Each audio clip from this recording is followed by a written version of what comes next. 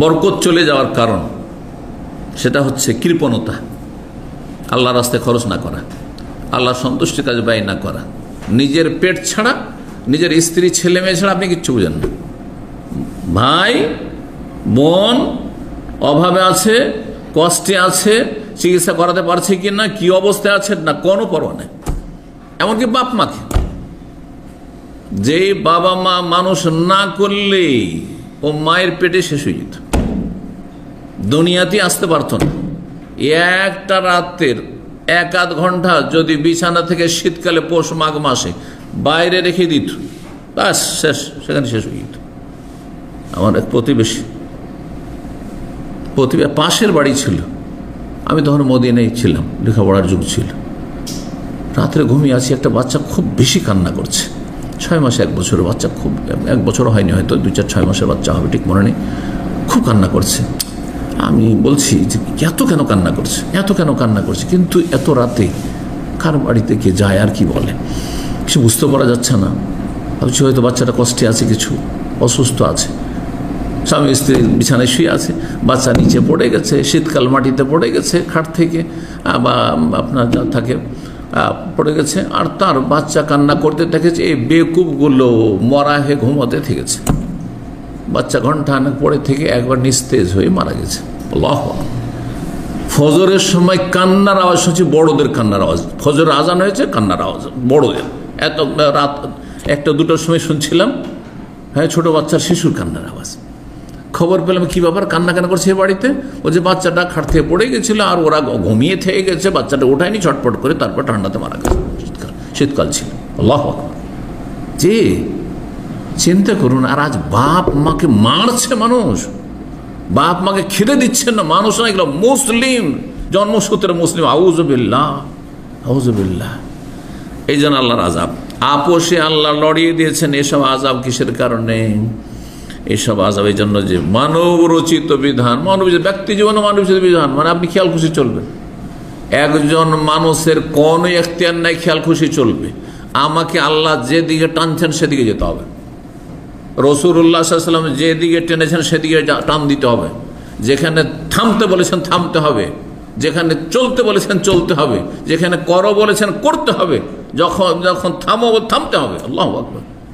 জি, আমাদের কাজ হচ্ছে শুধু আসসাম ওয়া আতা, শুনতে হবে, মানতে হবে, সামি'না ওয়া আতা'না। আমাদের কাজ হ্যাঁ যুক্তি দেখানো নয়। আল্লাহ কি বলেছেন, রাসূল কি বলেছেন, সামি'না ওয়া আতা'না গফরানাক, আল্লাহ শুনলাম মানলাম, আর এতে যদি ত্রুটি হয় তো আল্লাহ তুমি মাফ করো। দোয়া আল্লাহ শিখিয়েছেন। আল্লাহু আকবার।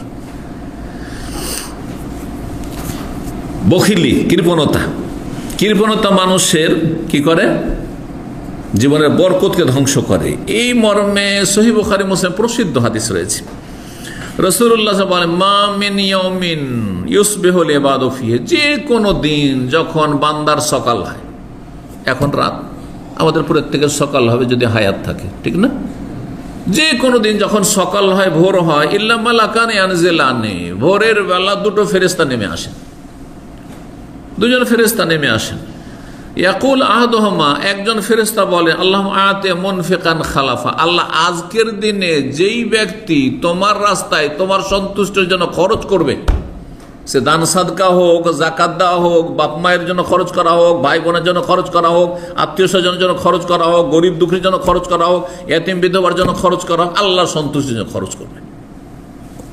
নিজে শুধু ভালো ভালো খাবে, আর প্রতি সপ্তাহে ছেলে মেয়ে নিয়ে গিয়ে রেস্টুরেন্টে বসবে, আর তারপর আড্ডা দেবে, আর কফি শপে বসবে, আর গিয়ে বিনোদন করবে।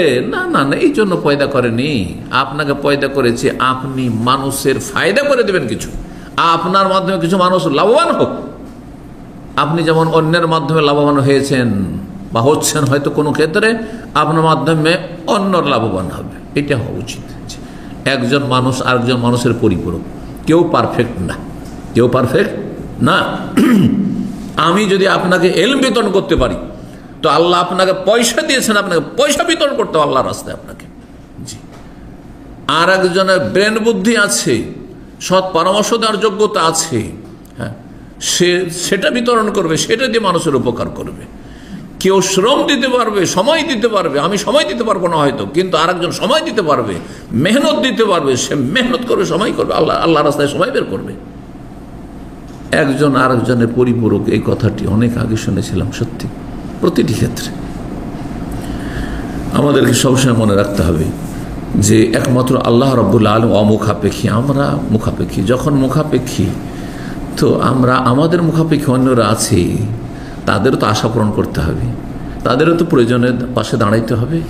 তাহলে তো আমার পাশে অন্য লোককে আল্লাহ নিয়োজিত করবেন, তখন আপনাকে চিন্তা করতে হবে না, রব বন্দোবস্ত করে দিবেন আপনার খেদমতের জন্য, হ্যাঁ, আপনার সাহায্যের জন্য, আপনার সহযোগিতার জন্য, আপনার পাশে দাঁড়ানোর জন্য। জি, বলছেন যে এক ফেরেশতা বলেন সকালবেলা, আল্লাহ আতে মুনফিকান খালাফা, হে আল্লাহ, যারা আল্লাহর রাস্তায় খরচ করে, আল্লাহ সন্তুষ্টির জন্য খরচ করে, তাকে উত্তম বিকল্প দান করো, মানে বরকত দান করো। যা খরচ করবে তার চাইতে বেশি দান করো, মানে বরকত। আপনি খরচ করলেন আর ওর চাইতে বেশি হয়ে গেল। এই জন্য যাকাত দিলে ধন সম্পদ কমে না। নবী সাল্লাল্লাহু আলাইহি ওয়াসাল্লাম হাদিস, মা নাকাসাত সাদাকাতুন মিন মাল, কোন দান খায়রাত কোন ধন সম্পদ কমাতে পারে না, কোন সম্পদ কমে না। দান সাদকা করলেও পয়সা কমে না, আর যাকাত দিলেও কমে না, নফল হইলেও কমে না, আর ফরজ হইলেও কমে না, কোনোদিন কমবে না। কারণ আমি আল্লাহ সন্তুষ্টির জন্য দিয়েছেন, আল্লাহর হক আদায় করেছেন আপনি, মানুষের হক আদায় করেছেন আপনি।